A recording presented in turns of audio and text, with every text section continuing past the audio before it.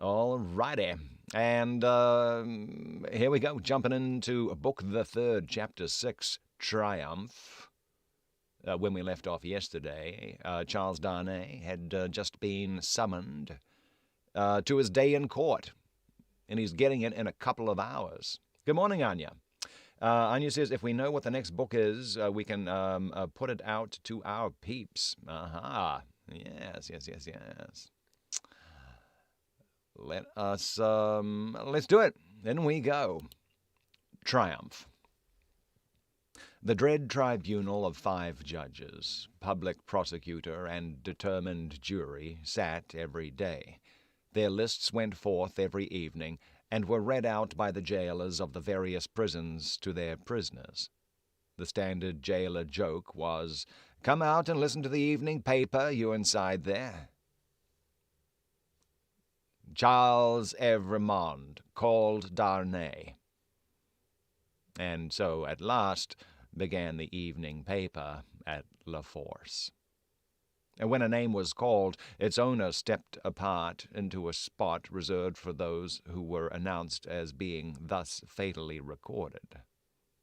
Charles Evremond, called Darnay, had reason to know the usage. He had seen hundreds pass away so. His bloated jailer, who wore spectacles to read with, glanced over them to assure himself that he had taken his place, and went through the list, making a similar short pause at each name. There were 23 names, but only 20 were responded to. For one of the prisoners so summoned had died in jail and been forgotten, and 2 had already been guillotined and forgotten. The list was read in the vaulted chamber where Darnay had seen the associated prisoners on the night of his arrival. Every one of those had perished in the massacre. Every human creature he had since cared for and parted with had died on the scaffold. There were hurried words of farewell and kindness, but the parting was soon over. It was the incident of every day, and the society of La Force were engaged in the preparation of some games of forfeits and a little concert for that evening. They crowded to the grates and shed tears there, but 20 places in the projected entertainments had to be refilled, and the time was, at best, short to the lock-up hour, when the common rooms and corridors would be delivered over to the great dogs who kept watch there through the night. The prisoners were far from insensible or unfeeling. Their ways arose out of the condition of the time. Similarly, though with a subtle difference, a species of fervor or intoxication, known, without doubt, to have led some persons to brave the guillotine unnecessarily, and to die by it, was not mere boastfulness, but a wild infection of the wildly shaken public mind.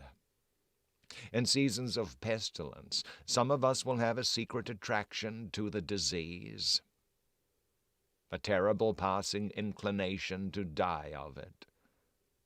And all of us have like wonders hidden in our breasts, only needing circumstances to evoke them.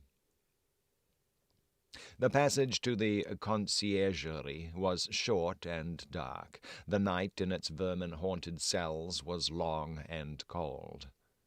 Next day, 15 prisoners were put to the bar before Charles Darnay's name was called. All of the 15 were condemned, and the trials of the whole occupied an hour and a half.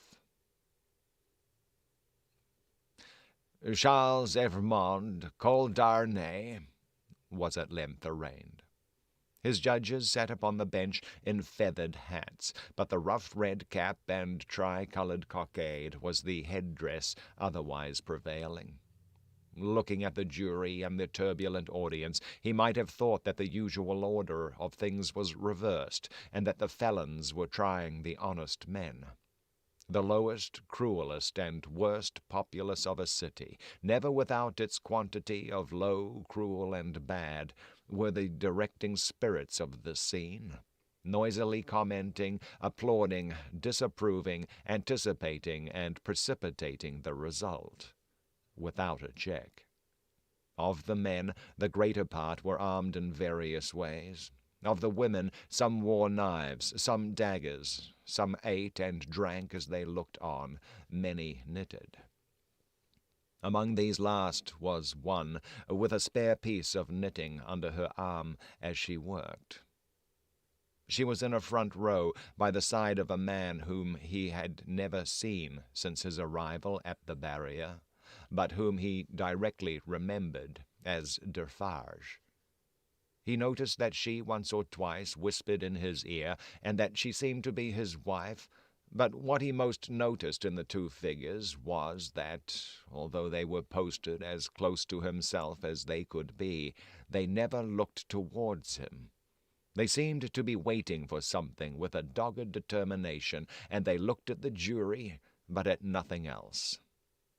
Under the president sat Dr. Manette in his usual quiet dress. As well as the prisoner could see, he and Mr. Lorry were the only men there unconnected with the tribunal, who wore their usual clothes and had not assumed the coarse garb of the Carmagnole. Yeah. The desire to jump into the void, l'appel du vide.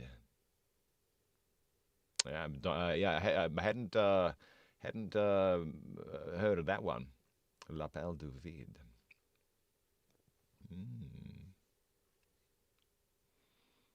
Charles Dickens, called Darnay, was accused by the public prosecutor as an emigrant whose life was forfeit to the Republic under the decree which banished all emigrants on pain of death. It was nothing that the decree bore date since his return to France. There he was, and there was the decree. He had been taken in France, and his head was demanded. "Take off his head!" cried the audience. "An enemy to the Republic!" The president rang his bell to silence those cries, and asked the prisoner whether it was not true that he had lived many years in England. Undoubtedly it was. Was he not an emigrant, then? What did he call himself? Not an emigrant, he hoped, within the sense and spirit of the law. Why not? The president desired to know. Because he had voluntarily relinquished a title that was distasteful to him, and a station that was distasteful to him, and had left his country. He submitted before the word emigrant in the present acceptation by the tribunal was in use, to live by his own industry in England rather than on the industry of the overladen people of France. What proof had he of this? He handed in the names of two witnesses, Theophile Gabelle and Alexandre Manette.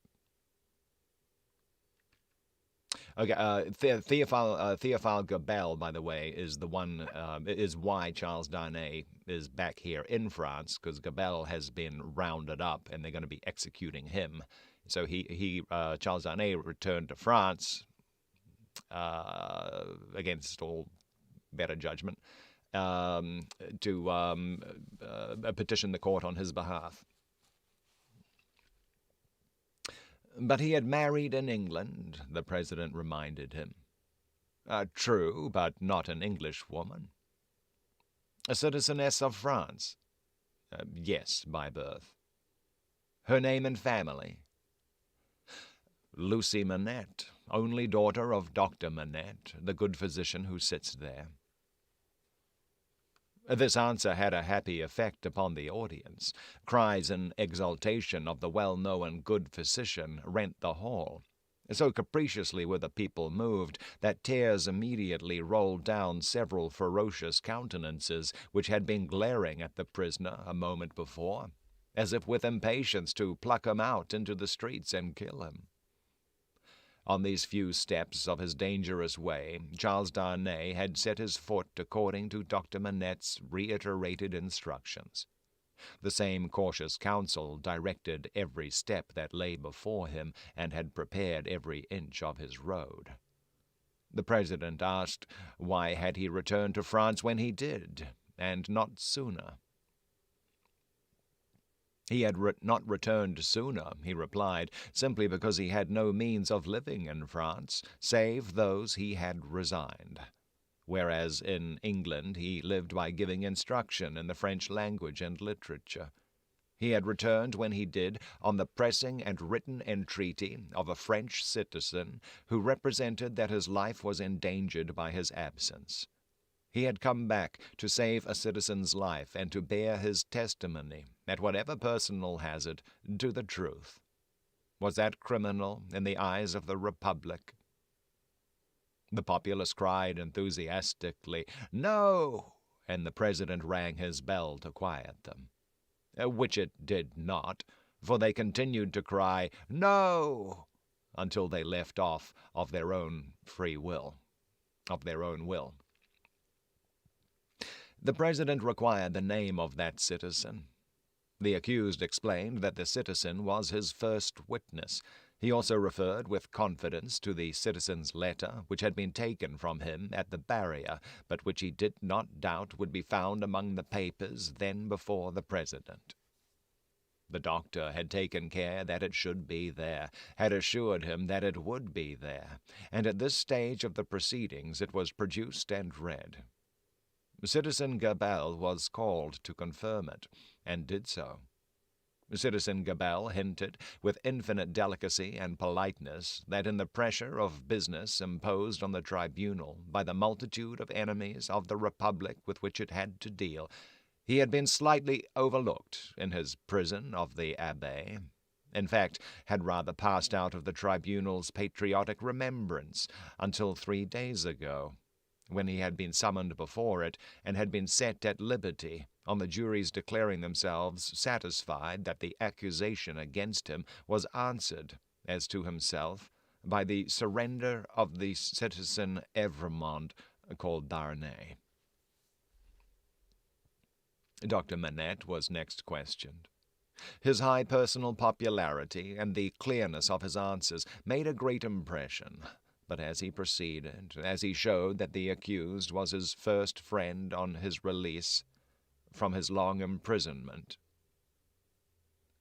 that the accused had remained in England, always faithful and devoted to his daughter and himself in their exile, that so far from being in favor with the aristocrat government there, he had actually been tried for his life by it, as the foe of England and friend of the United States. As he brought these circumstances into view, with the greatest discretion and with a straightforward force of truth and earnestness, the jury and the populace became one. That's right. At the beginning, when we first met Charles Darnay, he was on trial over in England because they accused him of being a spy for France, and we skedaddled out of that one. All right, forgot about that. At last, when he appealed by name to Monsieur Lorry, an English gentleman then and there present, who, like himself, had been a witness of that English trial and could corroborate his account of it, the jury declared that they had heard enough, and that they were ready with their votes if the president were content to receive them.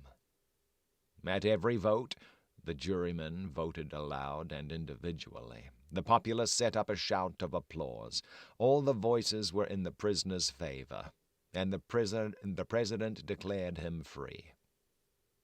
Then began one of those extraordinary scenes with which the populace sometimes gratified their fickleness or their better impulses towards generosity and mercy, or which they regarded as some set-off against their swollen account of cruel rage. No man can decide now to which of these motives such extraordinary scenes was referable. It is probable to a blending of all the three, with the second predominating.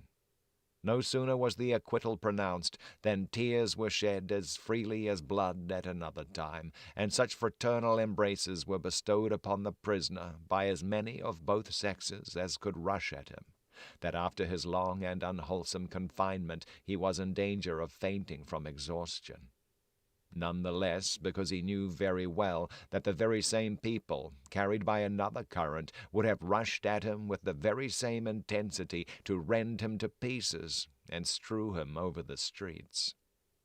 His removal to make way for other accused persons who were to be tried rescued him from those caresses for the moment. 5 were to be tried together, next as enemies of the Republic, forasmuch as they had not assisted it by word or deed. Oh, what does that mean? 5 were to be tried together, next as enemies of the Republic, forasmuch as they had not assisted it by word or deed. So quick was the enemies of the Republic. So they're on trial for not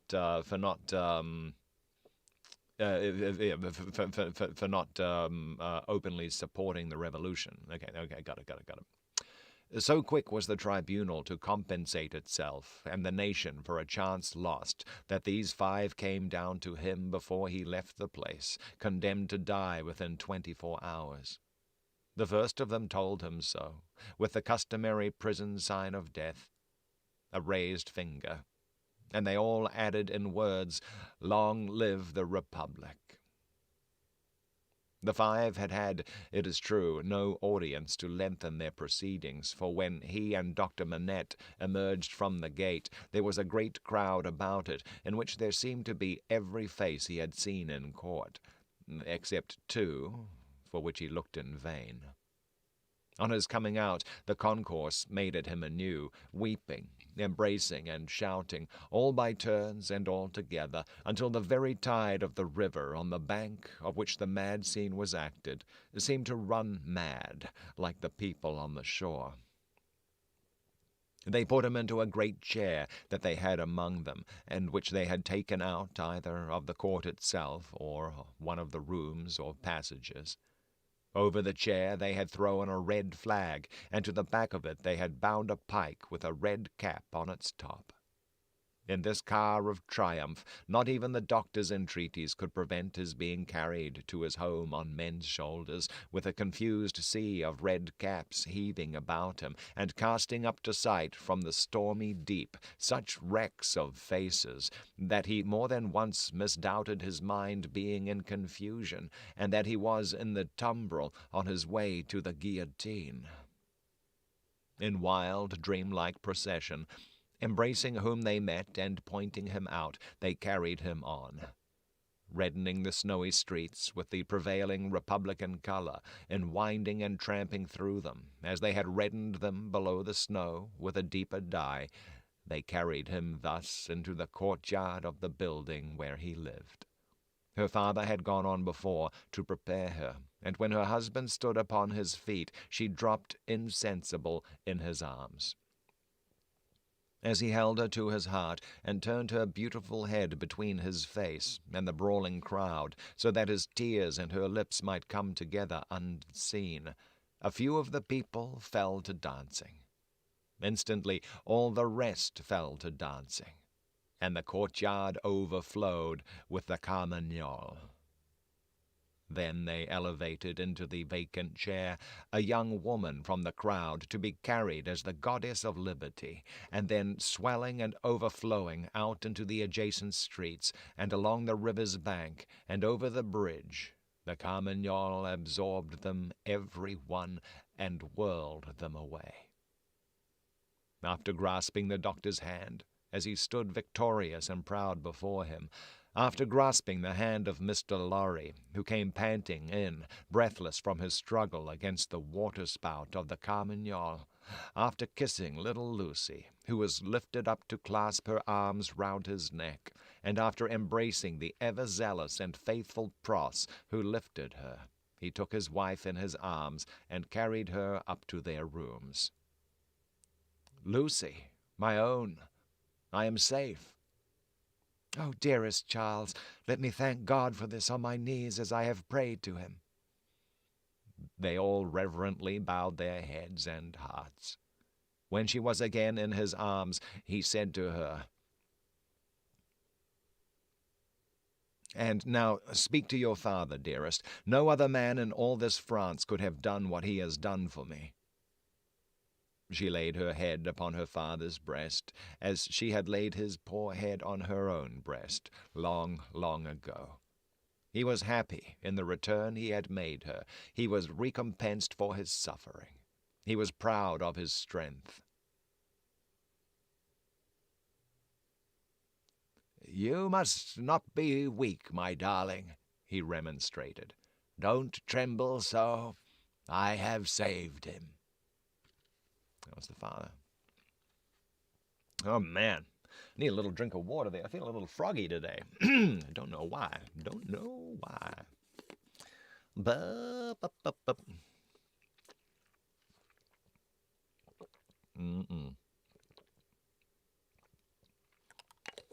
So far, so good. Okay, I mean, the book could end right there, right? Except we're only 75% of the way through it. So, there's obviously going to be some shenanigans going on somewhere. I don't know. Yeah, that's right. Definitely froggy. Alrighty. Well, they all lived happily ever after. Chapter 7. A knock at the door. Okay, this is where everyone grabs their stuff and gets the hell out of France, right? I have saved him. It was not another of the dreams in which he had often come back. He was rarely here, and yet his wife trembled, and a vague but heavy fear was upon her. All the air round was so thick and dark, the people were so passionately revengeful and fitful, the innocent were so constantly put to death on vague suspicion and black malice.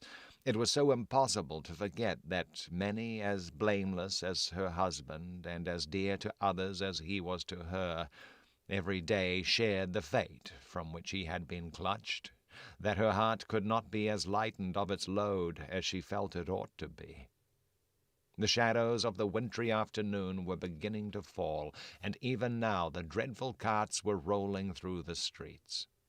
Her mind pursued them, looking for him among the condemned, and then she clung closer to his real presence and trembled more. Her father, cheering her, showed a compassionate superiority to this woman's weakness, which was wonderful to see. No garret, no shoemaking, no 105 North Tower now. He had accomplished the task he had set himself. His promise was redeemed. He had saved Charles. Let them all lean upon him. Their housekeeping was of a very frugal kind, not only because that was the safest way of life, involving the least offense to the people, but because they were not rich, and Charles, throughout his imprisonment, had had to pay heavily for his bad food, and for his guard, and towards the living of the poorer prisoners. Partly on this account, and partly to avoid a domestic spy, they kept no servant. The citizen and citizeness who acted as porters at the courtyard gate rendered them occasional service, and Jerry, almost wholly transferred to them by Mr. Lorry, had become their daily retainer, and had his bed there every night. It was an ordinance of the Republic one and indivisible, of liberty, equality, fraternity, or death, that on the door or doorpost of every house the name of every inmate must be legibly inscribed in letters of a certain size, at a certain convenient height from the ground. Mr. Jerry Crunch's name, therefore, duly embellished the doorpost down below, and as the afternoon shadows deepened, the owner of that name himself appeared, from overlooking a painter whom Dr. Manette had employed to add to the list the name of Charles Evremont, called Darnay. In the universal fear and distrust that darkened the time, all the usual harmless ways of life were changed. In the doctor's little household, as in very many others, the articles of daily consumption that were wanted were purchased every evening, in small quantities and at various small shops. to avoid attracting notice and to give as little occasion as possible for talk and envy was the general desire. For some months past, Miss Pross and Mr. Cruncher had discharged the office of purveyors, the former carrying the money, the latter the basket. Every afternoon, at about the time when the public lamps were lighted, they fared forth on this duty, and made and brought home such purchases as were needful. Although Miss Pross, through her long association with a French family, might have known as much of their language as her own, if she had had a mind, she had no mind in that direction. Consequently, she knew no more of that nonsense, as she was pleased to call it, than Mr. Cruncher did. So her manner of marketing was to plump a noun substantive at the head of a shopkeeper without any introduction in the nature of an article, and if it happened not to be the name of the thing she wanted, to look round for that thing, lay hold of it, and hold on by it until the bargain was concluded. She always made a bargain for it by holding up, as a statement of its just price, one finger less than the merchant held up, whatever his number might be. "Now, Mr. Cruncher," said Miss Pross, whose eyes were red with felicity, "if you are ready, I am." Jerry coarsely professed himself at Miss Pross's service. He had worn all his rust off long ago, but nothing would file his spiky head down. "There's all manner of things wanted," said Miss Pross, "and we shall have a precious time of it. We want wine among the rest. Nice toasts those redheads will be drinking wherever we buy it." "It will be much the same to your knowledge, miss, I should think," retorted Jerry, "whether they drink to your health or the old uns." "Who's he?" said Miss Pross. Mr. Cruncher, with some diffidence, explained himself as meaning Old Nix. "Ha!" said Miss Pross. "It doesn't need an interpreter to explain the meaning of these creatures. They have but one, and it's midnight murder and mischief." "Hush, dear, pray be cautious," cried Lucie. Yes, I'll be cautious," said Miss Pross, "but I may say among ourselves that I do hope there'll be no oniony and tobacco-y smotherings in the form of embracings all around, going on in the streets. Now, Ladybird, never you stir from that fire till I come back. Take care of the dear husband you've recovered, and don't move your pretty head from his shoulder, as you have it now, till you see me again. May I ask a question, Dr. Manette, before I go?" "I think you may take that liberty," the doctor answered, smiling. "For gracious sake, don't talk about liberty. We have quite enough of that," said Miss Pross. "Hush, dear, again," Lucie remonstrated. "Well, my sweet," said Miss Pross, nodding her head emphatically, "the short and the long of it is that I'm a subject of His Most Gracious Majesty King George III. Miss Pross curtsied at the name. "And as such, my maxim is, confound their politics, frustrate their knavish tricks, on whom our hopes we fix, God save the King." Mr. Cruncher, in an access of loyalty, growlingly repeated the words after Miss Pross, like somebody at church. "I'm glad you have so much of the Englishman in you, though I wish you had never taken that cold in your voice," said Miss Pross approvingly. "But the question, Dr. Manette, is there—" It was the good creature's way to affect to make light of anything that was a great anxiety with them all, and to come at it in this chance manner. "Is there any prospect yet of our getting out of this place?" "Oh, I fear not. It would be dangerous for Charles yet." "Hi-ho-hum," said Miss Pross, cheerfully repressing a sigh, as she glanced at her darling's golden hair in the light of the fire. "And then we must have patience and wait, that's all. We must hold up our heads and fight low, as my brother Solomon used to say. Now, Mr. Cruncher, don't you move, Ladybird." They went out, leaving Lucie and her husband, her father, and the child by a bright fire. Mr. Lorry was expected back presently from the banking-house. Miss Pross had lighted the lamp, but had put it aside in a corner that they might enjoy the firelight undisturbed. A little Lucie sat by her grandfather with her hands clasped through his arm, and he, in a tone not rising much above a whisper, began to tell her a story of a great and powerful fairy who had opened a prison wall and let out a captive who had once done the fairy a service. All was quiet and subdued, and Lucie was more at ease than she had been. "What is that?" she cried all at once. "Oh, my dear," said her father, stopping in his story and laying his hand on hers, "command yourself. What a disordered state you are in. The least thing, nothing, startles you. You, your father's daughter." "I thought, my father," said Lucie, excusing herself with a pale face and in a faltering voice, "that I heard strange feet upon the stairs." "My love, the staircase is as still as death." As he said the word, a blow was struck upon the door. "Oh, father, father, what can this be? Hide Charles, save him." "Oh, my child," said the doctor, rising and laying his hand upon her shoulder, "I have saved him. What weakness is this, my dear? Let me go to the door." He took the lamp in his hand, crossed the two intervening outer rooms, and opened it. A rude clattering of feet over the floor, and 4 rough men in red caps, armed with sabres and pistols, entered the room. "The citizen Evremond, called Darnay," said the first. "Who seeks him?" answered Darnay. "I seek him. We seek him. I know you, Evremond. I saw you before the tribunal today. You are again the prisoner of the Republic." The 4 surrounded him where he stood with his wife and child clinging to him. "Oh, tell me how and why I am again a prisoner."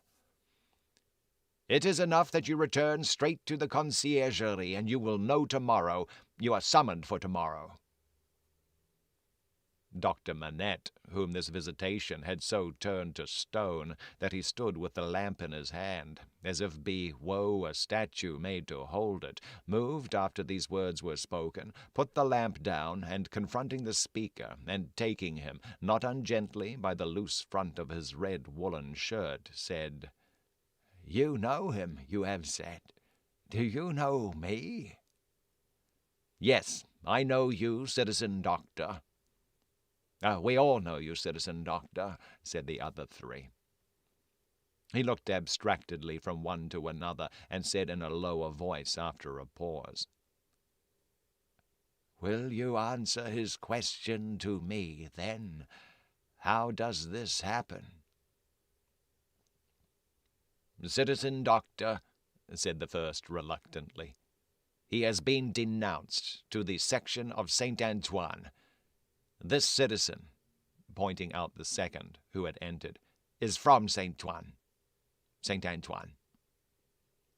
The citizen here indicated nodded his head and added, "He is accused by Saint Antoine." "Of what?" asked the doctor. "Citizen doctor," said the first with his former reluctance, "ask no more. If the Republic demands sacrifices from you, without doubt you are as good a patriot will be If the Republic demands sacrifices from you, without doubt you, as a good patriot, will be happy to make them. The Republic goes before all. The people is supreme. Evremond, we are pressed." "One word," the doctor entreated. "Will you tell me who denounced him?" "It is against the rule," answered the first, "but you can ask him of Saint Antoine here." The doctor turned his eye upon that man, who moved uneasily on his feet, rubbed his beard a little, and at length said, "Well, truly it is against rule, but he is denounced, and gravely, by the citizen and citizeness Defarge." and by one other. What other? Do you ask, citizen doctor? Yes. Then, said he of Saint Antoine with a strange look, you will be answered tomorrow. Now I am dumb. And speaking of dumb, all these people who stayed there, I would have been on the first, the first anything I could find. the first little hay wagon, the first hay wagon out of town, I would have been in it. Man. Boy, oh boy. Okay, and I just got boy, that was kind of weird. I just got there's a business email came in. 1 second. Can I get in here? This is hot.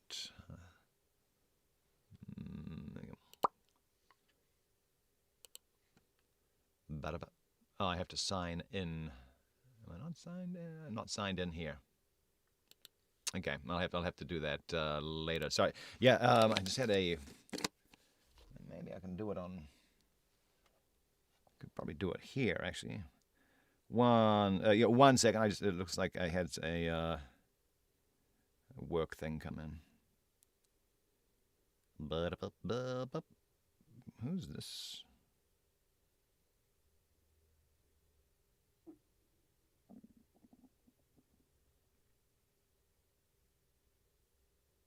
Who is this?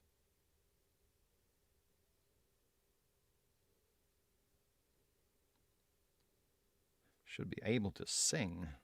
All right.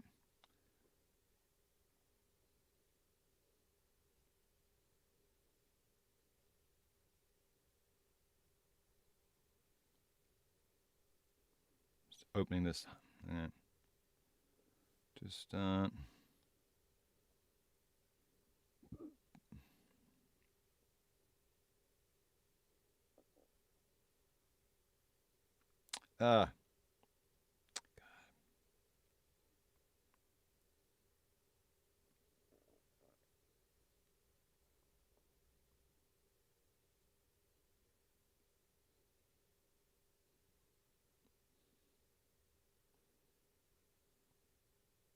what are they?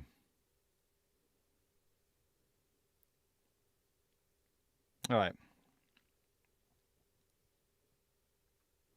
Let me just get rid of that. Okay.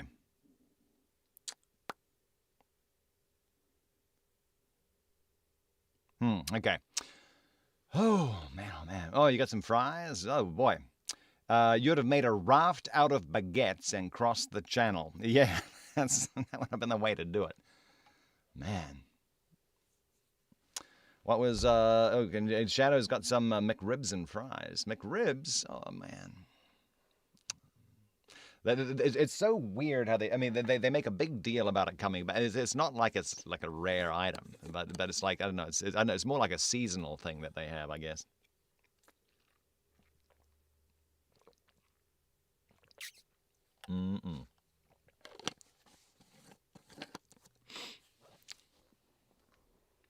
Alrighty.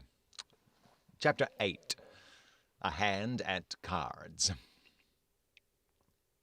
Happily unconscious of the new calamity at home. Oh, did I not see you can sign up for a chance to, what? What? Is that some, like, gimmicky commercial or something they have going for them? Hadn't heard about that. Boy, I tell you what, Chris Alberti would have a hard time with that. He's all kinds of scruffy right now. Chapter 8. A Hand at Cards. Happily unconscious of the new calamity at home, Miss Pross threaded her way along the narrow streets and crossed the river by the bridge of the Pont Neuf, reckoning in her mind the number of indispensable purchases she had to make. Mr. Cruncher, with the basket, walked at her side. They both looked to the right and to the left into most of the shops they passed, and had a wary eye for all gregarious assemblages of people, and turned out of their road to avoid any very excited group of talkers. It was a raw evening, and the misty river, blurred to the eye with blazing lights and to the ear with harsh noises, showed where the barges were stationed in which the smiths worked, making guns for the army of the Republic. Woe to the man who played tricks with that army, or got undeserved promotion in it. Better for him that his beard had never grown, for the national razor shaved him close. What?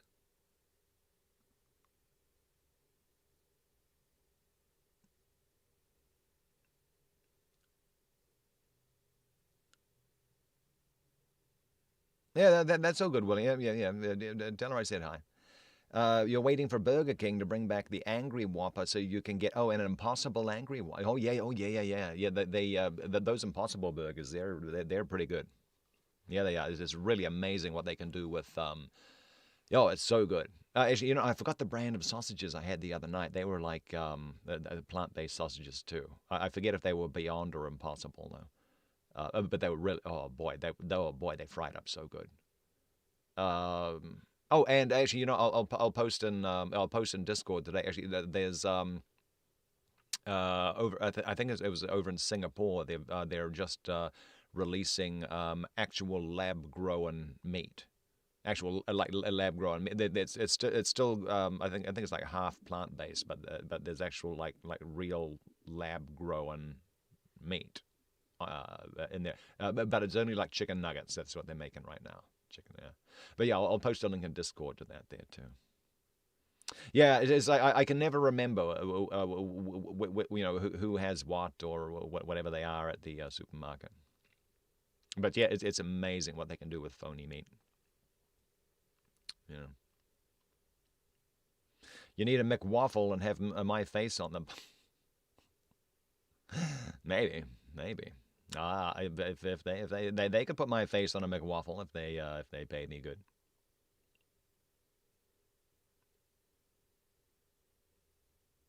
What?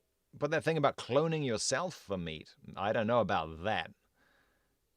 I don't know. Okay, anyway. Woe to the man who played tricks with that army, or got undeserved promotion in it. Better for him that his beard had never grown, for the national razor shaved him close. Having purchased a few small articles of grocery and a measure of oil for the lamp, Miss Pross bethought herself of the wine they wanted. After peering into that's the Defarges. After peeping into several wine shops, she stopped at the sign of the good Republican Brutus of antiquity, not far from the National Palace. Once and twice the Tuileries, where the aspect of things rather took her fancy. It had a quieter look than any other place of the same description they had passed, and, though red with patriotic caps, was not so red as the rest. Sounding Mr. Cruncher, and finding him of her opinion, Miss Pross resorted to the good Republican Brutus of antiquity, attended by her cavalier. Have we? Did they ever give us the name of his wine shop before? I don't think so. I don't know. I think I would have remembered that. The good Republican Brutus of antiquity. Well, actually, no, it wouldn't have been called that when we first meet them at the beginning of the book. Because it's only become the like the Republic now, because it wouldn't have had that same name before then. So maybe they did give the name to us, but it would have been a different name. Okay. Miss Pross resorted to the good Republican Brutus of antiquity, attended by her cavalier. Slightly observant of the smoky lights, of the people, pipe in mouth, playing with limp cards and yellow dominoes, of the one bare-breasted, bare-armed, soot-begrimed workman reading a journal aloud, and of the others listening to him, of the weapons worn or laid aside to be resumed, of the 2 or 3 customers fallen forward asleep, who in the popular, high-shouldered, shaggy black spencer looked, in that attitude, like slumbering bears or dogs, the 2 outlandish customers approached the counter and showed what they wanted. As their wine was measuring out, a man parted from another man in a corner and rose to depart. In going, he had to face Miss Pross. No sooner did he face her than Miss Pross uttered a scream and clapped her hands. In a moment the whole company were on their feet. That somebody was assassinated by somebody vindicating a difference of opinion was the likeliest occurrence. Everybody looked to see somebody fall, but only saw a man and a woman standing staring at each other, the man with all the outward aspect of a Frenchman and a thorough Republican, the woman evidently English. What was said in this disappointing anticlimax by the disciples of the good Republican Brutus of antiquity, except that it was something very voluble and loud, would have been so much Hebrew or Chaldean to Miss Pross and her protector, although they had been all ears. But they had no ears for anything in their surprise, for it must be recorded that not only was Miss Pross lost in amazement and agitation, but Mr. Cruncher, though it seemed on his own separate and individual account, was in a state of the greatest wonder. "What is the matter?" said the man who had caused Miss Pross to scream, speaking in a vexed, abrupt voice, though in a low tone, and in English. "Oh, Solomon, dear Solomon," cried Miss Pross, clapping her hands again. "After not setting eyes upon you or hearing of you for so long a time, do I find you here?" "Oh, don't call me Solomon. Do you want to be the death of me?" asked the man in a furtive, frightened way. "Brother, brother," cried Miss Pross, bursting into tears.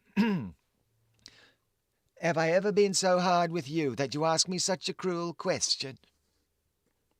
"Then hold your meddlesome tongue," said Solomon, "and come out if you want to speak to me. Pay for your wine and come out.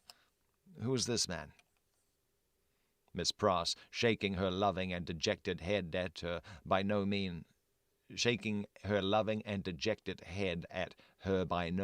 affectionate brother, said through her tears, "Mr. Cruncher." "Let him come out too," said Solomon. "Does he think me a ghost?" Apparently Mr. Cruncher did, to judge from his looks. He said not a word, however, and Miss Pross, exploring the depths of her reticule through her tears with great difficulty, paid for her wine. As she did so, Solomon turned to the followers of the good Republican Brutus of antiquity, and offered a few words of explanation in the French language, which caused them all to relapse into their former places and pursuits. "Now," said Solomon, stopping at the dark street corner, "what do you want?" "Oh, how dreadfully unkind in a brother nothing has ever turned my love away from," cried Miss Pross. "To give me such a greeting and show no affection." "There, confound it, there," said Solomon, making a dab at Miss Pross's lips with his own. "Now you are content." Miss Pross only shook her head and wept in silence. If you expect me to be surprised," said her brother Solomon, "I am not surprised. I knew you were here. I know of most people who are here. If you really don't want to endanger my existence, which I half believe you do, go your ways as soon as possible and let me go mine. I am busy. I am an official." "My English brother Solomon," mourned Miss Pross, casting up her tear-fraught eyes, "that had the makings in him of one of the—" "Oh, no, she's not French, is it? No. "That had the makings in him of one of the best and greatest men of the country, an official among foreigners, and such foreigners. I would almost sooner have seen the dear boy lying in his—" "Oh, I said so," cried her brother, interrupting. "I knew it. You want to be the death of me. I shall be rendered suspected by my own sister, just as I am getting on." "The gracious and merciful heavens forbid," cried Miss Pross. "Far rather would I never see you again, dear Solomon, though I have ever loved you truly, and ever shall. Say but one affectionate word to me, and tell me there's nothing angry or estranged between us, and I will detain you no longer." Good Miss Pross! As if the estrangement between them had come of any culpability of hers. As if Mr. Lorry had not known it for a fact years ago, in the quiet corner of Soho, that this precious brother had spent her money and left her. He was saying the affectionate word, however, with a far more grudging condescension and patronage than he could have shown if their relative merits and positions had been reversed, which is invariably the case, all the world over.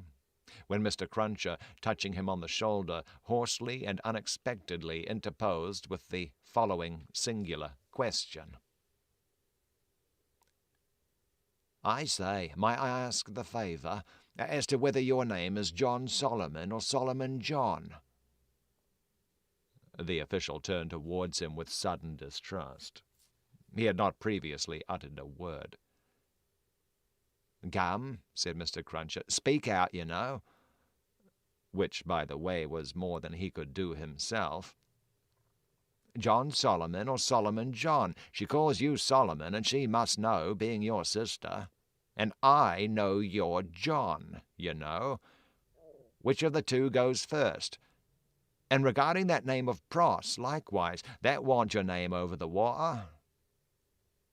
"What do you mean?" "Well, I don't know all I mean, for I can't call to mind what your name was over the water." "No?" "No, but I'll swear it was a name of 2 syllables. "Indeed?" "Yes. T'other one was 1 syllable. I know you. You was a spy, witness at the Bailey. What in the name of the Father o' Lies, own father to yourself, was you called at that time?"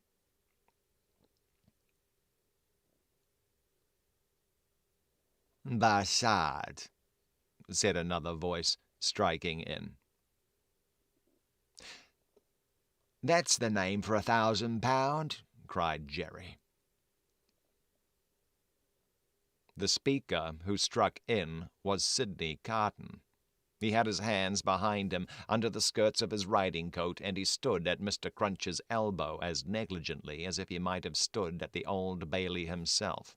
Okay, I'm just going to have to take a quick peek at the Wikipedia for a second here. Here's the link if anyone else needs it. I just need a little refresher on who Bassard is.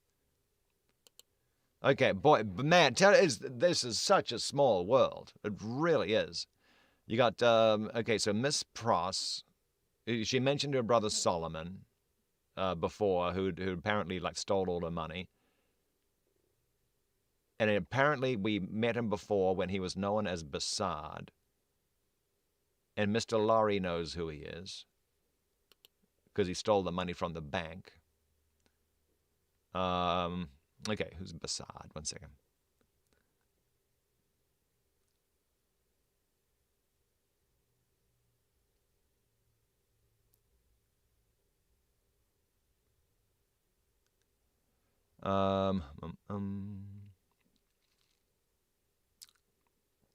My lord. Oh.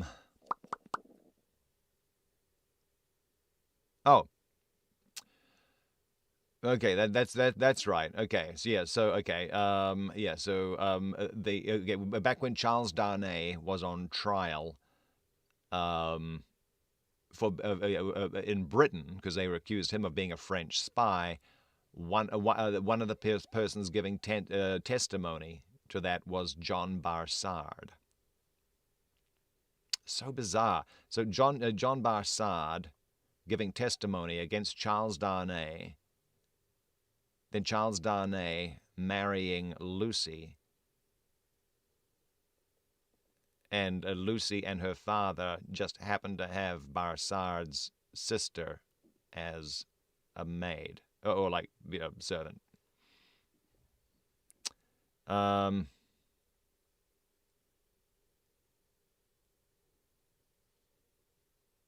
Okay. Oh, so he was the eyewitness. He was the man. Okay, so Barsard was the eyewitness. Man, oh man, oh man, oh man. Okay. Got it. Back on up. The speaker who struck in was Sidney Carton, and Sidney Carton is the drunk who works for Mr. Lorry. He had his hands behind him under the skirts of his riding coat, and Sidney Carton works for Stryver. Who's a lawyer. And Stryver seems to have a bone to pick with people as well. He had his hands behind, and he stood at Mr. Crunch's elbow as negligently as he might have stood at the Old Bailey. Don't be alarmed, my dear Miss Pross. I arrived at Mr. Lorry's to his surprise yesterday evening. We agreed I wouldn't present myself anywhere until all was well, or unless I could be useful. I present myself here to beg a little talk with your brother. I wish you had a better employed brother than Mr. Bassard. I wish for your sake Mr. Bassard was not a sheep of the prisons. Sheep was a cant word of the time for a spy under the jailers. The spy who was pale turned paler, and asked him how he dared. "I'll tell you," said Sidney. "I lighted on you, Mr. Bassard, coming out of the prison of the Conciergerie while I was contemplating the walls an hour or more ago. You have a face still to be remembered, and I remember faces well, made curious by seeing you in that connection, and having a reason, to which you are no stranger, for associating you with some of the misfortunes of a friend now very unfortunate. I walked in your direction. I walked into the wine shop here close after you and sat near you. Had no difficulty in deducing from your unreserved conversation and the rumour openly going about you and your admirers the nature of your calling. Gradually, what I'd done at random seemed to be shaping itself into a purpose, Mr. Bassard." "What purpose?" the spy asked. "It'd be troublesome and might be dangerous to explain in the street. Could you favour me, in confidence, with some minutes of your company? At the office of Tellson's Bank, for instance?" "Under a threat?" "Oh, did I say that?" "Then why would I go there?" "Really, Mr. Bassard, I can't say if you can't." "Do you mean that you won't say, sir?" the spy irresolutely asked. "You apprehend me very clearly, Mr. Bassard. I won't." Carton's negligent recklessness of manner came powerfully in aid of his quickness and skill in such a business as he had in his secret mind, and with such a man as he had to do with. His practised eye saw it and made the most of it. "Now I told you so," said the spy, casting a reproachful look at his sister. "If any trouble comes of this, it's your doing." "Oh, come, Mr. Bassard," exclaimed Sidney. "Don't be ungrateful. But for my great respect for your sister, I might not have led up so pleasantly to a little proposal that I wish to make for our mutual satisfaction. Do you go with me to the bank?" "I'll hear what you've got to say. Yes, I'll go with you." "I propose that we first conduct your sister safely to the corner of her own street. Let me take your arm, Miss Pross. This is not a good city at this time for you to be out in unprotected. And as your escort knows Mr. Bassard, I will invite him to Mr. Lorry's with us. Are we ready? Come then."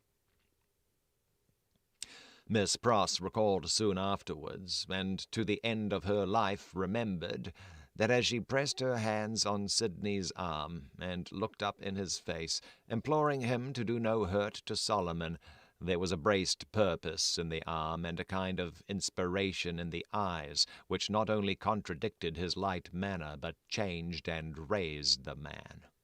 She was too much occupied then with fears for the brother, who so little deserved her affection, and with Sidney's friendly reassurances, adequately to heed what she observed. They left her at the corner of the street, and Carton led the way to Mr. Lorry's, which was within a few minutes' walk. John Bassard, or Solomon Pross, walked at his side. Mr. Lorry had just finished his dinner, and was sitting before a cheery little log or two of fire, perhaps looking into their blaze for the picture of that younger elderly gentleman from Tellson's, who had looked into the red coals at the Royal George at Dover, now a good many years ago. He turned his head as they entered and showed the surprise with which he saw a stranger. "Miss Pross's brother, sir," said Sidney. "Mr. Bassard." "Bassard," repeated the older gentleman. "Bassard. I have an association with the name, and with the face." "I told you had a remarkable face, Mr. Bassard," observed Carton coolly. "Pray sit down." As he took a chair himself, he supplied the link that Mr. Lorry wanted by saying to him with a frown, "A witness at that trial." Mr. Lorry immediately remembered and regarded his new visitor with an undisguised look of abhorrence. "Mr. Bassard has been recognized by Miss Pross as the affectionate brother you have heard of," said Sidney, "and has acknowledged the relationship. I pass to worse news. Darnay has been arrested again." Struck with consternation, the old gentleman exclaimed, "What do you tell me? I left him safe and free within these 2 hours, and am about to return to him." "Arrested for all that. When was it done, Mr. Bassard?" "Just now, if at all." "Mr. Bassard is the best authority possible, sir, and I have it from Mr. Bassard communication to a friend and brother Sheep over a bottle of wine that the arrest has taken place. He left the messengers at the gate and saw them admitted by the porter. There's no earthly doubt that he's retaken." Mr. Lorry's business eye read in the speaker's face that it was loss of time to dwell upon the point. Confused, but sensible that something might depend on his presence of mind, he commanded himself and was silently attentive. "Now, I trust," said Sidney to him, "that the name and influence of Dr. Manette may stand him in as good stead tomorrow. You said he would be before the tribunal again tomorrow, Mr. Bassard." "Yes, I believe so." "In as good stead tomorrow as today. But it may not be so. I own to you I am shaken, Mr. Lorry, by Dr. Manette's not having had the power to prevent this arrest." "He may not have known of it beforehand," said Mr. Lorry. "Something is precursor. Good morning."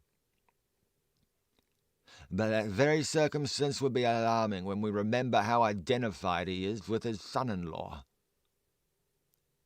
"That's true," Mr. Lorry acknowledged, with his troubled hand at his chin and his troubled eyes on Carton. "In short," said Sidney, "this is a desperate time, when desperate games are played for desperate stakes.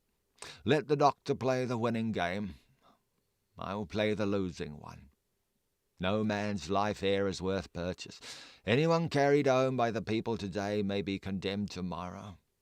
Now the stake I've resolved to play for, in case of the worst, is a friend in the conciergerie, and the friend I purpose to myself to win is Mr. Bassard." "You need have good cards, sir," said the spy. "I'll run them over.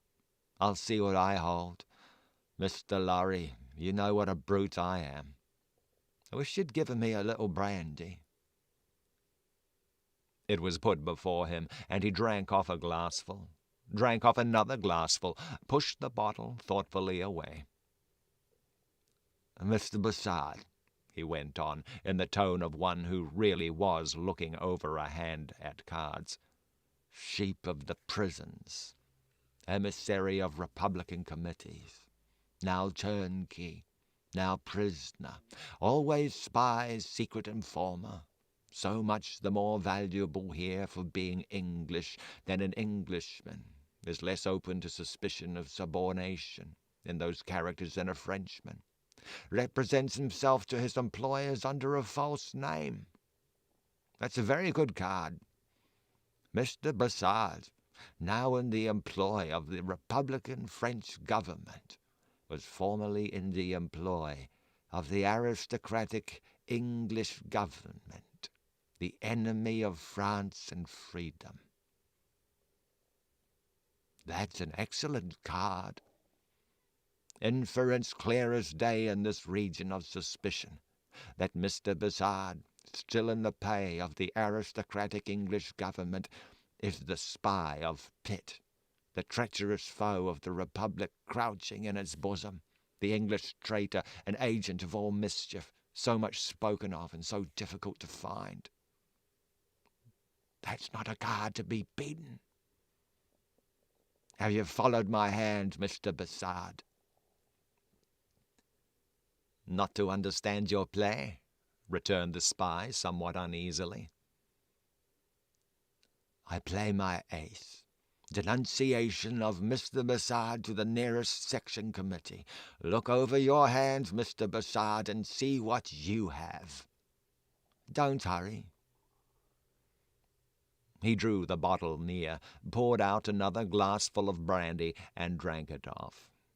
He saw that the spy was fearful of drinking himself into a fit state for the immediate denunciation of him.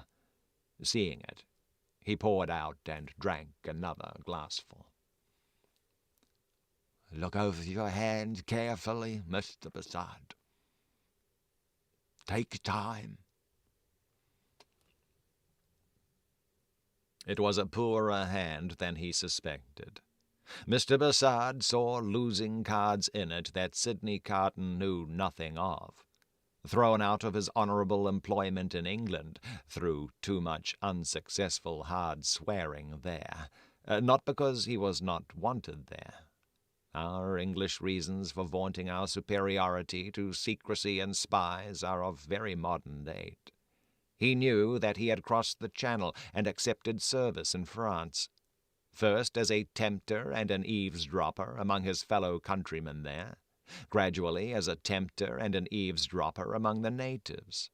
He knew that under the overthrown government he had been a spy upon Saint Antoine and Defarge's wine shop, had received from the watchful police such heads of information concerning Dr. Manette's imprisonment, release, and history, as should serve him for an introduction to familiar conversation with the Defarges, and tried them on Madame Defarge, and had broken down with them signally. He always remembered with fear and trembling that terrible woman had knitted when he talked with her, and had looked ominously at him as her fingers moved. He had since seen her in the section of Saint Antoine over and over again produce her knitted registers and denounce people whose lives the guillotine then surely swallowed up. He knew, as everyone employed as he was did, that he was never safe, that flight was impossible, that he was tied fast under the shadow of the axe, and that in spite of the utmost what the heck? Tergiversate, make conflicting or evasive statements, equivocate. The more she tergiversated, the greater grew the ardency of the reporters for an interview. There we go, learning something new. I do Carton's voice really is totally creepy. It's supposed to sound half sloshed, because he's the drunk. He is, yeah, I don't know. That's what we're kind of working on there. All right. But yeah, he's also supposed to be like a weaselly jackal too. Okay, let's start this. Okay, tergiversate. Never even heard of that word before. Let's go back. That he was tied fast under the shadow of the axe, and that in spite of his utmost tergiversation and treachery in furtherance of the reigning terror, a word might bring it down upon him. Once denounced, and on such grave grounds as had just now been suggested to his mind, he foresaw that the dreadful woman, of whose unrelenting character he had seen many proofs, would produce against him that fatal register, and would quash his last chance of life. Besides that, all secret men are men soon terrified. Here were surely cards enough of one black suit to justify the holder in growing rather livid as he turned them over. You scarcely seem to like your hand, said Sidney with the greatest composure. "Do you play?" "I think, sir," said the spy in the meanest manner, as he turned to Mr. Lorry, "I may appeal to a gentleman of your years and benevolence, to put it to this other gentleman, so much your junior, whether he can, under any circumstances, reconcile it to his station to play that ace of which he has spoken. I admit that I am a spy, and that it is considered a discreditable station, though it must be filled by somebody. But this gentleman is no spy, and why should he so demean himself as to make himself one?" I play my ace, Mr. Bassard," said Carton, taking the answer on himself and looking at his watch, "without any scruple, in a very few minutes." "I should have hoped, gentlemen both," said the spy, always striving to hook Mr. Lorry into the discussion, "that your respect for my sister—" "I could not better testify my respect for your sister than by finally relieving her of her brother," said Sidney Carton. "You think not, sir?" "I've thoroughly made my mind up about it." The smooth manner of the spy, curiously in dissonance with his ostentatiously rough dress, and probably with his usual demeanour, received such a check from the inscrutability of Carton, who was a mystery to wiser and honester men than he, that it faltered Hare and failed him. While he was at a loss, Carton said, resuming his former air of contemplating cards, "And indeed, now I think again, I have a strong impression that I have another good card here, not yet enumerated. That friend and fellow sheep who spoke of himself as pasturing in the country prisons. Who was he?" "French. You don't know him?" said the spy quickly. "French, eh?"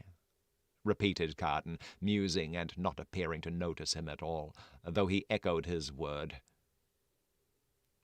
"Well, he may be." "Is, I assure you," said the spy, "though it's not important." "Though it's not important," repeated Carton in the same mechanical way. "Though it's not important. No, it's not important, no. Yet I know the face." "I think not. I am sure not. It can't be," said the spy. "It can't be," muttered Sidney Carton retrospectively and idling his glass, which fortunately was a small one, again. "Can't be. Spoke good French. Yet like a foreigner, I thought."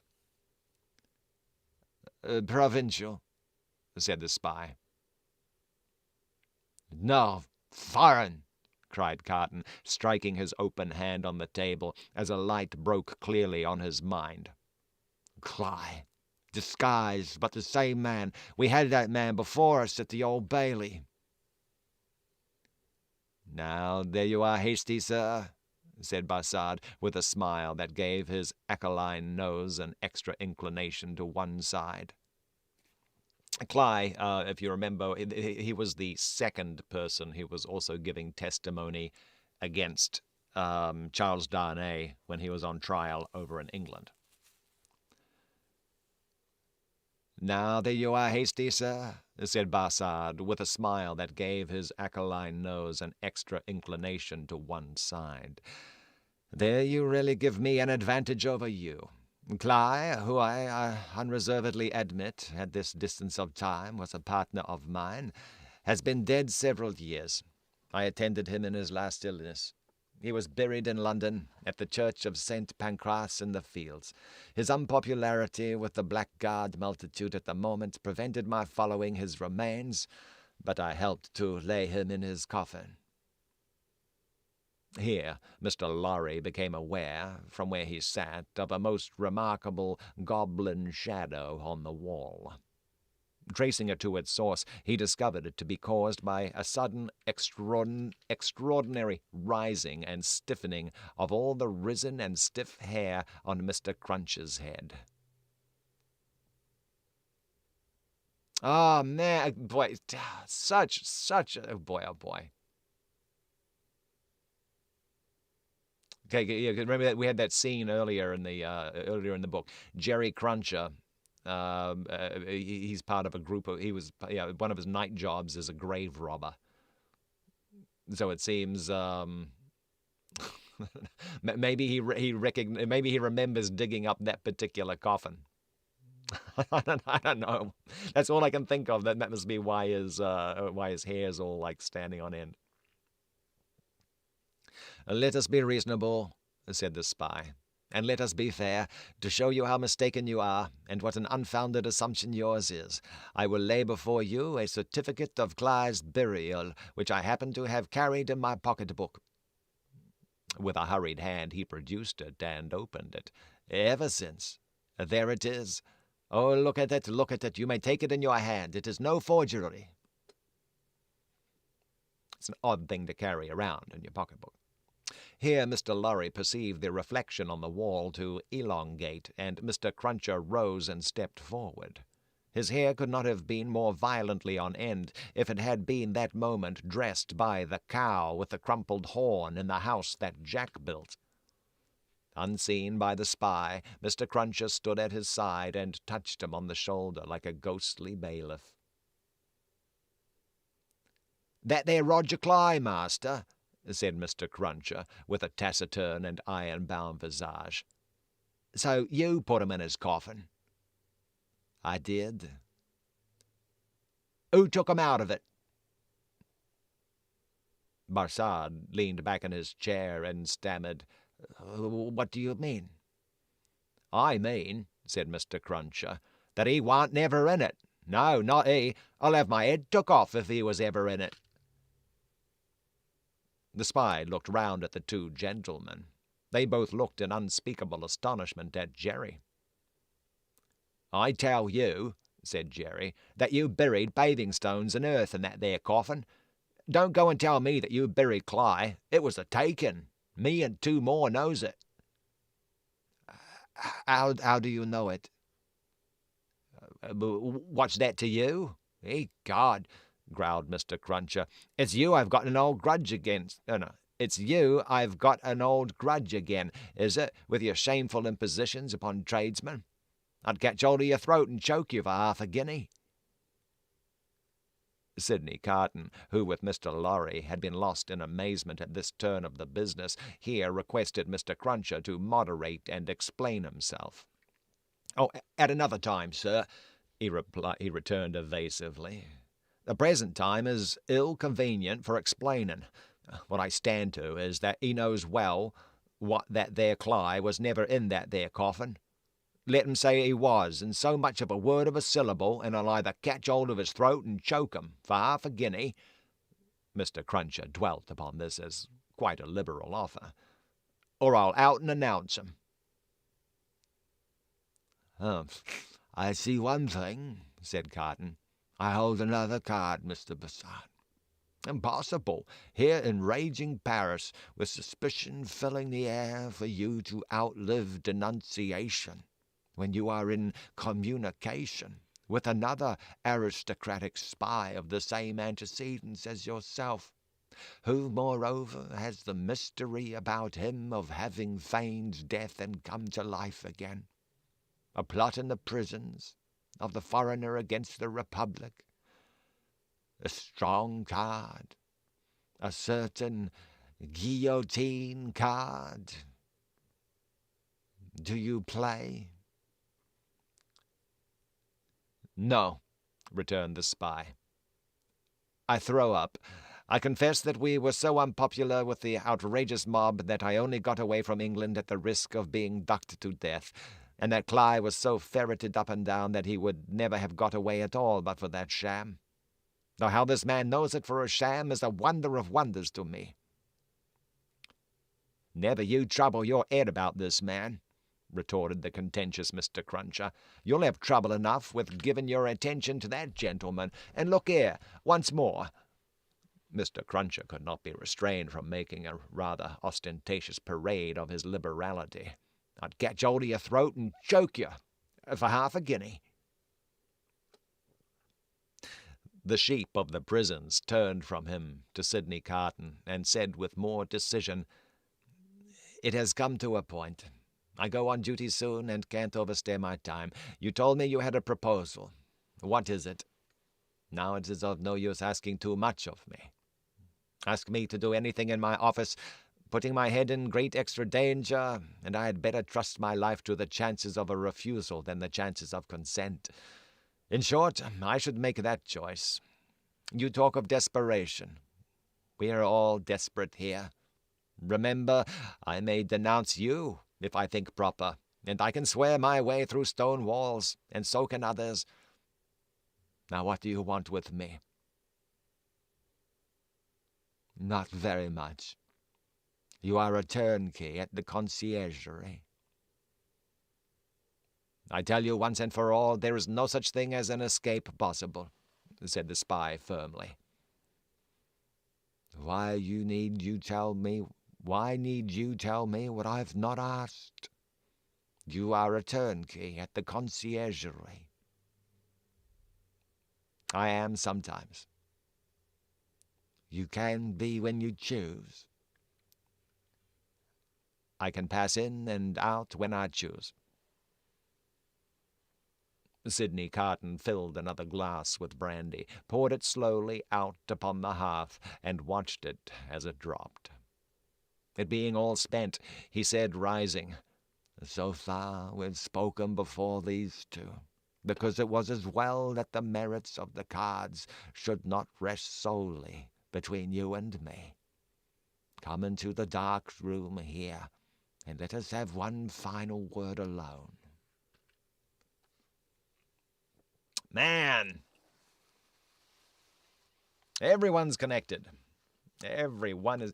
And boy, oh boy. And the odds, seriously, the odds of Jerry Cruncher going out on that grave-robbing mission...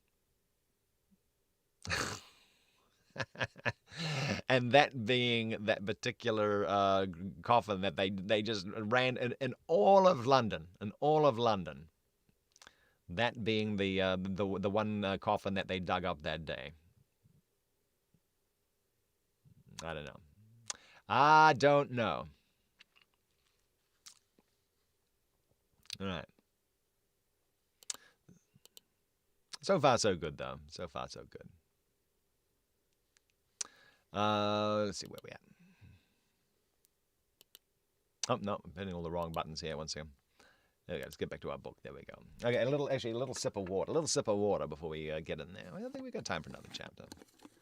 Man, The Game Made, Chapter 9.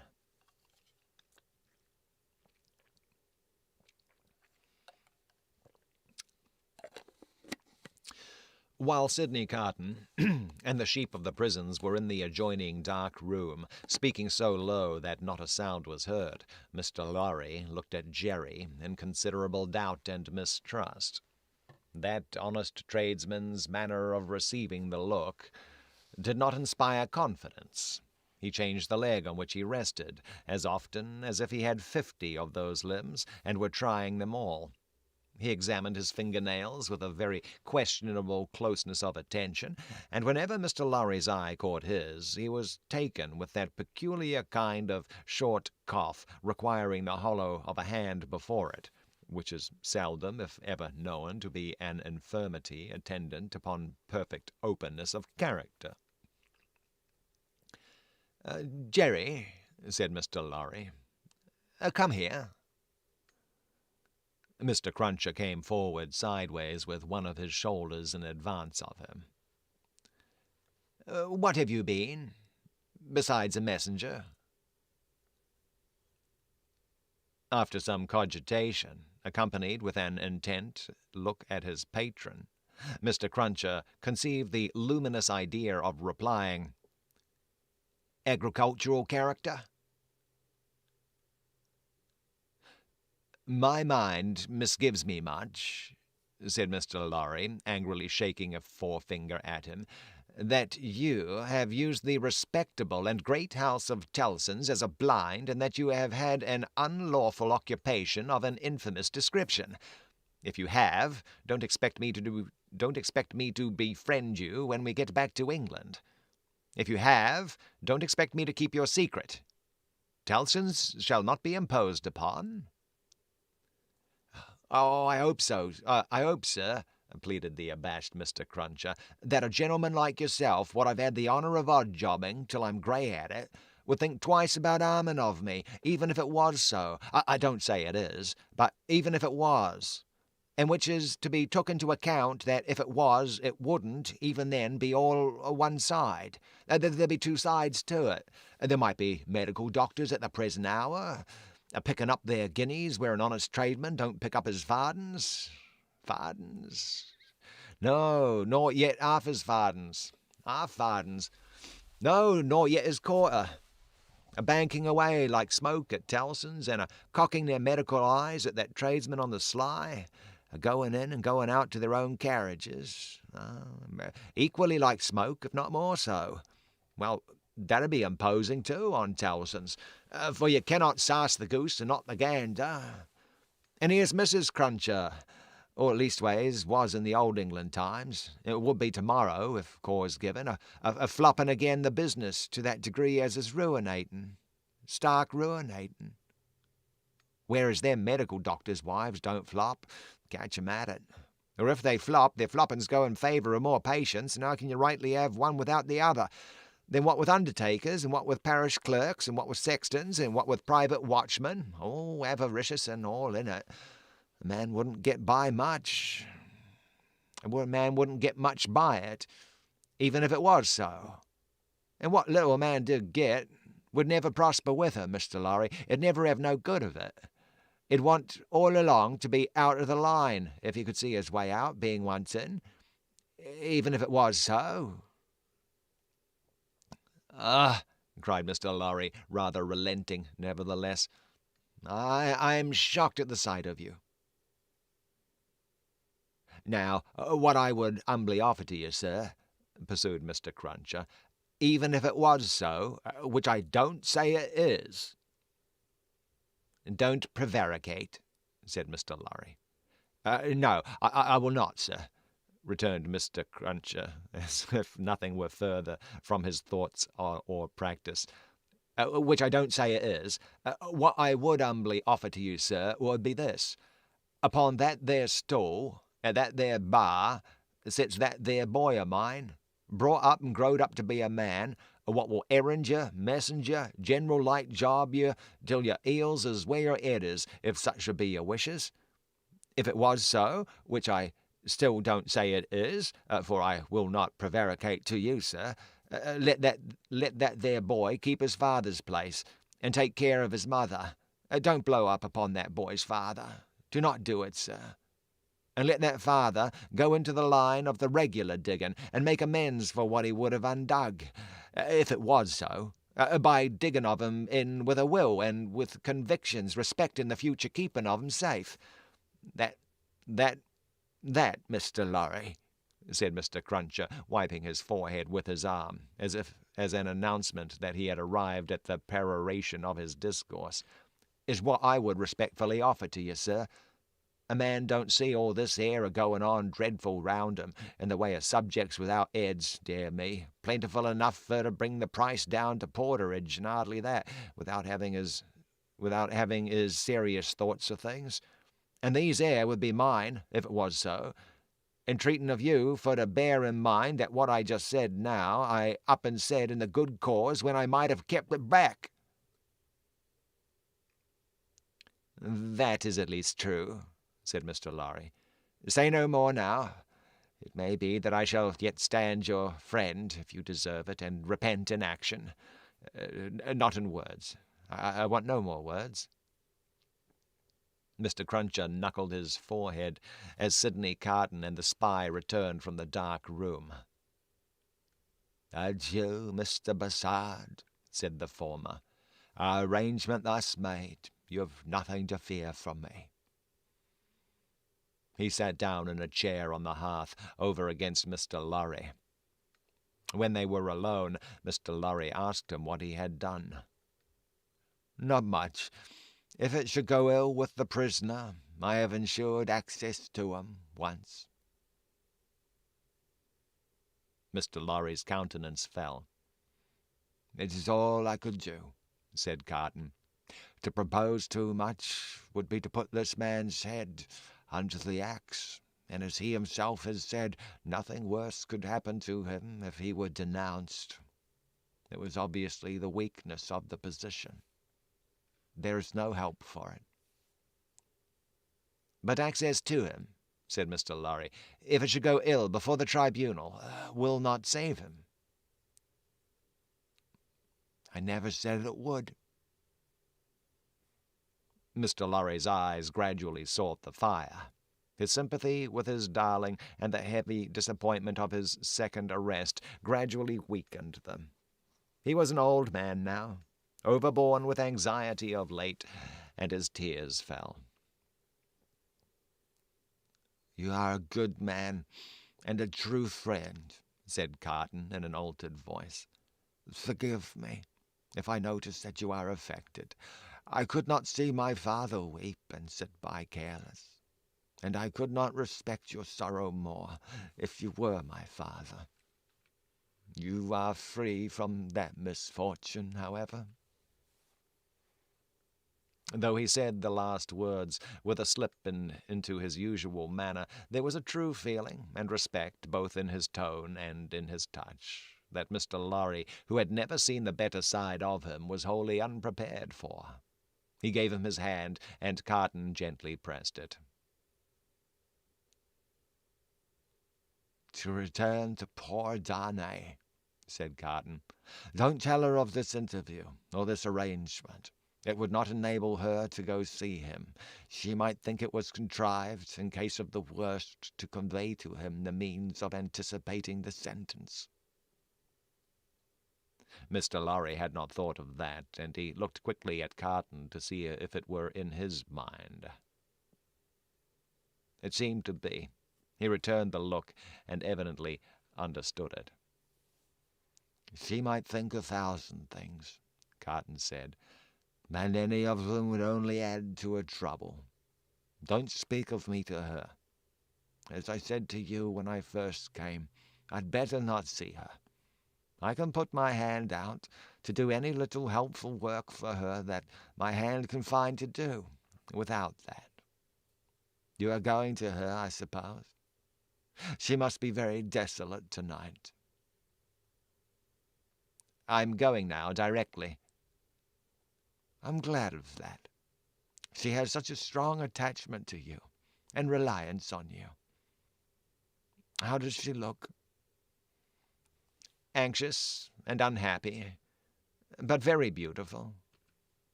"Ah." It was a long, grieving sound, like a sigh, almost like a sob. It attracted Mr. Lorry's eyes to Carton's face, which was turned to the fire. A light, or a shade, the old gentleman could not have said which, passed from it as swiftly as a change will sweep over a hillside on a wild, bright day, and he lifted his foot to put back one of the little flaming logs which was tumbling forward. He wore the white riding-coat and top-boots, then in vogue, and the light of the fire touching their light surfaces made him look very pale, with his long brown hair, all untrimmed, hanging loose about him. His indifference to fire was sufficiently remarkable to elicit a word of remonstrance from Mr. Lorry. His boot was still upon the hot embers of the flaming log when it had broken under the weight of his foot. "I forgot it," he said. Mr. Lorry's eyes were again attracted to his face. taking note of the wasted air which clouded the naturally handsome features, and having the expression of prisoners' faces fresh in his mind, he was strongly reminded of that expression. "And your duties here have drawn to an end, sir," said Carton, turning to him. Yes, as I was telling you last night when Lucie came in so unexpectedly. I have at length done all that I can do here. I hoped to have left them in perfect safety, and then to have quitted Paris. I have my leave to pass. I was ready to go." They were both silent. "Yours is a long life to look back upon, sir," said Carton wistfully. "I am in my 78th year. "You've been useful all your life, steadily and constantly occupied, trusted, respected, and looked up to." I've been a man of business ever since I have been a man. Indeed, I may say that I was a man of business when a boy." "See what a place you fill at 78. How many people will miss you when you leave it empty?" "A solitary old bachelor," answered Mr. Lorry, shaking his head. "There's nobody to weep for me." "Oh, how can you say that? Wouldn't she weep for you? Wouldn't her child?" Yes, thank God. I didn't quite mean what I said." "It is a thing to thank God for, is it not?" Surely. If you could say, with truth, to your own solitary heart tonight, "I have secured to myself the love and attachment, the gratitude or respect of no human creature. I've won myself a tender place in no regard. I've done nothing good or serviceable to be remembered by," your 78 years would be 78 heavy curses, would they not? "You say truly, Mr. Carton. I think they would be." Sidney turned his eyes again upon the fire, and after a silence of a few minutes said, "I should like to ask you, does your childhood seem far off? Do the days when you sat at your mother's knee seem days of very long ago?" Responding to his softened manner, Mr. Lorry answered, 20 years back, yes. At this time of my life, no. For as I draw closer and closer to the end, I travel in the circle, nearer and nearer to the beginning. It seems to be one of the kind smoothings and preparings of the way. My heart is touched now by many remembrances that had long fallen asleep of my pretty young mother, and I so old, and by many associations of the days when what we call the world was not so real with me, and my faults were not confirmed in me. "I understand the feeling," exclaimed Carton, with a bright flush. "And you are the better for it?" "I hope so." Carton terminated the conversation here by rising to help him on with his outer coat. "But you," said Mr. Lorry, reverting to the theme, "you are young." "Yes," said Carton, "I am not old, but my young way was never the way to age. Enough of me." "And of me, I am sure," said Mr. Lorry. "Are you going out?" "I'll walk with you to her gate. You know my vagabond and restless habits. If I should prowl about the streets a long time, don't be uneasy. I shall reappear in the morning. You go to the court tomorrow?" "Yes, unhappily."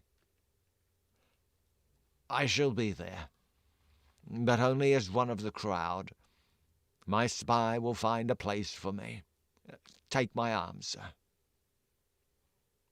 Mr. Lorry did so, and they went downstairs and out into the streets. A few minutes brought them to Mr. Lorry's destination. Carton left him there, but lingered at a little distance, and turned back to the gate again when it was shut, and touched it. He had heard of her going to the prison every day. "She came out here," he said, looking about him. "Turned this way. Must have trod on these stones so often. Let me follow in her steps." It was 10 o'clock at night when he stood before the prison of La Force, where she had stood hundreds of times. A little wood sawyer, having closed his shop, was smoking his pipe at the shop door. "Good night, citizen," said Sidney Carton, pausing and going by, for the man eyed him inquisitively. "Good night, citizen." "How goes the Republic?" "You mean the guillotine? Not ill. 63 today. We shall mount to 100 soon. Samson and his men complain sometimes of being exhausted. Ha, ha, ha, ha, ha. He's so droll, that Samson. He's so droll, that Samson. Such a barber." "Do you often go to see him?" "Shave. Always, every day. What a barber! You've seen him at work?" "Never." "Go and see him when he has a good batch. Figure this to yourself, citizen. He shaved the 63 today, in less than 2 pipes. Less than 2 pipes, word of honor." As the grinning little man held out the pipe he was smoking to explain how he timed the executioner, Carton was so sensible of a rising desire to strike the life out of him that he turned away. "But you are not English," said the wood sawyer, "though you wear English dress." "Yes," said Carton, pausing again and answering over his shoulder. "You speak like a Frenchman." "I'm an old student here." "Aha, perfect Frenchman. Good night, Englishman."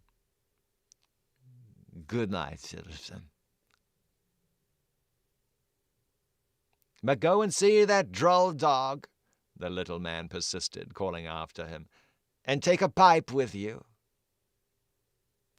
Sidney had not gone far out of sight when he stopped in the middle of the street under a glimmering lamp and wrote with his pencil on a scrap of paper. Then, traversing with the decided step of one who remembered the way well, several dark and dirty streets, much dirtier than usual, for the best public thoroughfares remained uncleansed in those times of terror, he stopped at a chemist's shop which the owner was closing with his own hands. A small, dim, crooked shop kept in a tortuous uphill thoroughfare by a small, dim, crooked man. Giving this citizen, too, good night, as he confronted him at his counter, he laid the scrap of paper before him. "Phew," said the chemist, whistling softly as he read it. "Hi, hi, hi." Sidney Carton took no heed, and the chemist said, "For you, citizen?" "For me." "You will be careful to keep them separate, citizen. You know the consequences of mixing them." "Perfectly." Certain small packets were made and given to him. He put them one by one in the breast of his inner coat, counted out the money for them, and deliberately left the shop. "There's nothing more to do," said he, glancing upward at the moon. "Until tomorrow. I can't sleep." It was not a reckless manner, the manner in which he said these words aloud under the fast-sailing clouds, nor was it more expressive of negligence than defiance. It was the settled manner of a tired man who had wandered and struggled and got lost, but who at length struck into his road, and saw its end. Long ago, when he had been famous among his earliest competitors, as a youth of great promise, he had followed his father to the grave. His mother had died years before. These solemn words, which had been read at his father's grave, arose in his mind as he went down the dark streets, among the heavy shadows, with the moon and the clouds sailing on high above him. I am the resurrection and the life, saith the Lord. He that believeth in me, though he were dead, yet shall he live. And whosoever liveth and believeth in me shall never die. In a city dominated by the axe, alone at night, with natural sorrow rising in him for the 63 who had that day been put to death, and for tomorrow's victims then awaiting their doom in the prisons, and still of tomorrows and tomorrows, the chain of association that brought the words home, like a rusty old ship's anchor from the deep, might have been easily found. He did not seek it, but repeated them and went on. With a solemn interest in the lighted windows, where the people were going to rest, forgetful through a few calm hours of the horrors surrounding them. In the towers of the churches, where no prayers were said, for the popular revulsion had even traveled that length of self-destruction, from years of priestly impostors, plunderers, and profligates, in the distant burial places, reserved, as they wrote upon the gates, for eternal sleep, in the abounding jails, and in the streets along which the 60s rolled to a death which had become so common and material that no sorrowful story of a haunting spirit ever arose among the people out of all the working of the guillotine. With a solemn interest in the whole life and death of the city settling down to its short nightly pause and fury, Sidney Carton crossed the Seine again for the lighter streets. Few coaches were abroad, for riders in coaches were liable to be suspected, and gentility hid its head in red nightcaps, and put on heavy shoes, and trudged. But the theatres were all well filled, and the people poured cheerfully out as he passed and went chatting home. At one of the theatre doors there was a little girl with a mother, looking for a way across the street through the mud. He carried the child over, and before the timid arm was loosed from his neck, asked her for a kiss. I am the resurrection and the life, saith the Lord. He that believeth in me, though he were dead, yet shall he live.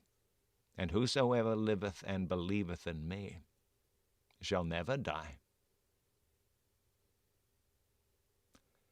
Now that the streets were quiet and the night wore on, the words were in the echoes of his feet and were in the air. Perfectly calm and steady, he sometimes repeated them to himself as he walked. But he heard them always. The night wore out, and as he stood upon the bridge, listening to the water as it splashed the river walls of the island of Paris, where the picturesque confusion of houses and cathedral shone bright in the light of the moon, the day came coldly, looking like a dead face out of the sky. Then the night, with the moon and the stars, turned pale and died, and for a little while it seemed as if creation were delivered over to death's dominion. But the glorious sun, rising, seemed to strike those words, that burden of the night, straight and warm to his heart in its long bright rays. And looking along them with reverently shaded eyes, a bridge of light appeared to span the air between him and the sun, while the river sparkled under it. The strong tide, so swift, so deep and certain, was like a congenial friend in the morning stillness. He walked by the stream, far from the houses, and in the light and warmth of the sun fell asleep on the bank.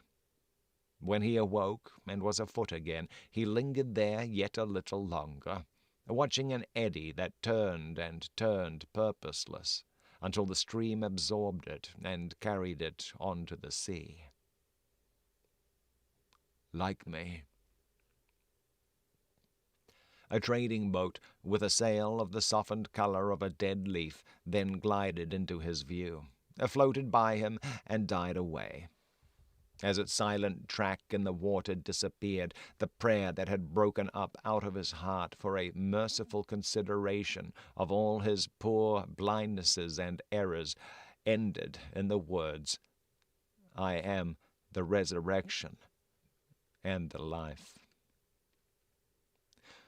Mr. Lorry was already out when he got back, and it was easy to surmise where the good old man was gone. Sidney Carton drank nothing but a little coffee, ate some bread, and having washed and changed to refresh himself, went out to the place of trial. The court was all astir and abuzz when the black sheep, whom many fell away from in dread, pressed him into an obscure corner among the crowd. Mr. Lorry was there, and Dr. Manette was there. She was there, sitting beside her father. When her father was brought in, she turned to look upon him, so sustaining, so encouraging, so full of admiring love and pitying tenderness, yet so courageous for his sake, that it called the healthy blood into his face. It brightened his glance and animated his heart. If there had been any eyes to notice the influence of her look on Sidney Carton, it would have been seen to be the same influence exactly.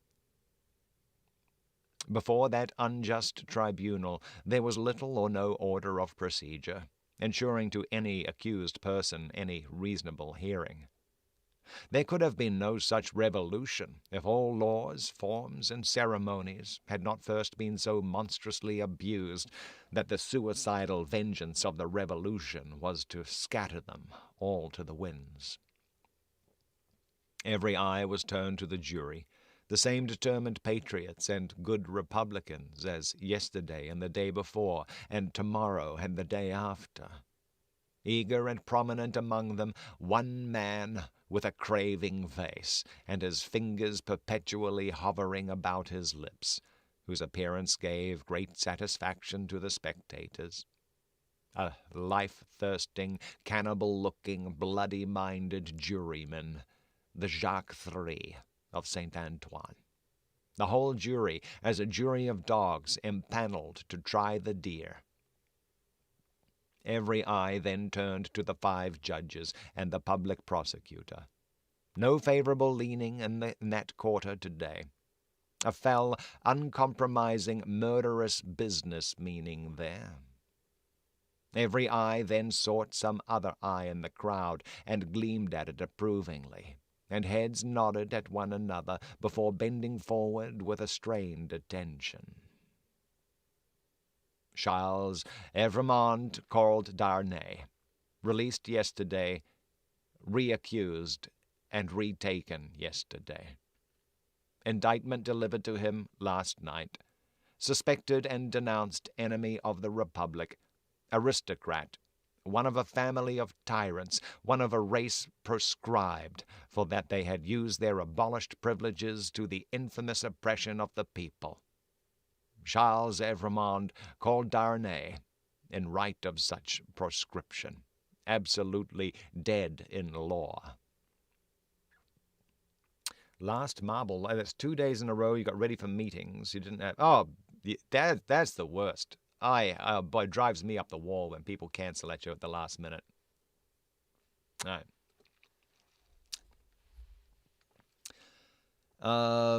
To this, blah, blah, blah, blah, blah, blah, blah. Okay, absolutely dead in law. To this effect, in as few or fewer words, the public prosecutor. The president asked, was the accused openly denounced or secretly? Openly, President. By whom? 3 voices. Ernest Defarge, wine vendor of Saint Antoine. Good. Therese Defarge, his wife. Good. Alexandre Manette, physician. A great uproar took place in the court, and in the midst of it Dr. Manette was seen, pale and trembling, standing where he had been seated. President, I indignantly protest to you that this is a forgery and a fraud. You know the accused to be the husband of my daughter. My daughter and those dear to her are far dearer to me than life. Who and where is this false conspirator who says I denounce the husband of my child? Citizen Manette, be tranquil. To fail in submission to the authority of the tribunal would be to put yourself out of law. As to what is dearer to you than life, nothing can be so dear to a good citizen as the Republic. Loud acclamations hailed this rebuke. The president rang his bell and with warmth resumed. If the Republic should demand of you the sacrifice of your child herself, you would have no duty but to sacrifice her. Listen to what is to follow. In the meanwhile, be silent. Man, okay, that came out of the blue. Frantic acclamations were again raised. Dr. Manette sat down, with his eyes looking around and his lips trembling. His daughter drew closer to him. The craving man on the jury rubbed his hands together and restored the usual hand to his mouth. Defarge was produced, when the court was quiet enough to admit of his being heard, and rapidly expounded the story of the imprisonment and of having been a mere boy in the doctor's service. Defarge, hang on. Defarge was produced, okay, he says, and rapidly expounded the story of the imprisonment, okay, and of his having been a mere boy in the doctor's service, and of the release and of the state of the prisoner when released and delivered to him.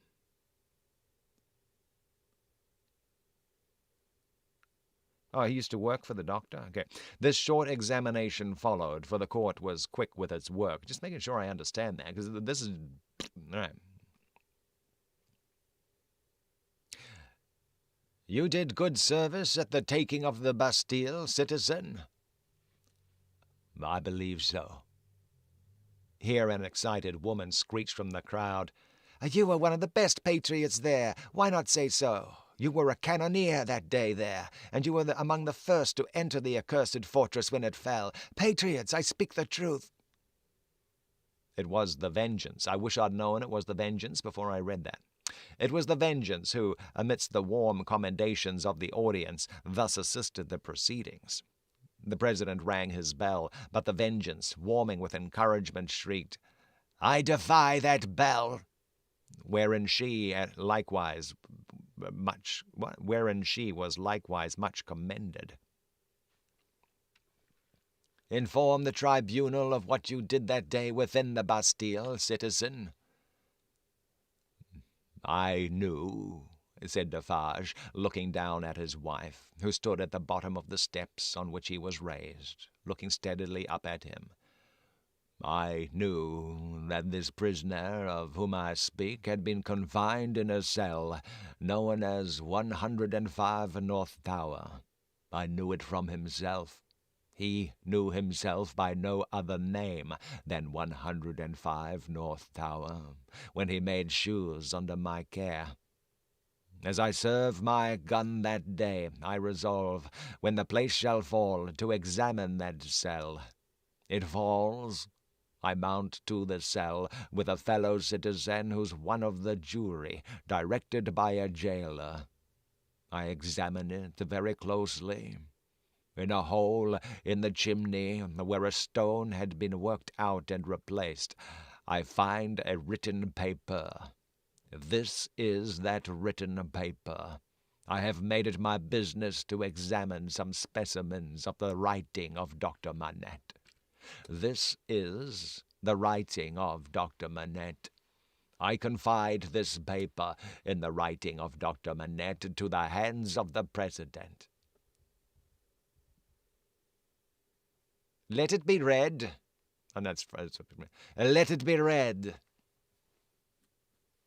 In a dead silence and stillness, the prisoner, under trial, looked lovingly at his wife only looking from him to look with solicitude at her father, Dr. Manette, keeping his eyes fixed on the reader, Madame Defarge never taking hers from the prisoner, Defarge never taking his from his feasting wife, and all the other eyes there intent upon the doctor, who saw none of them.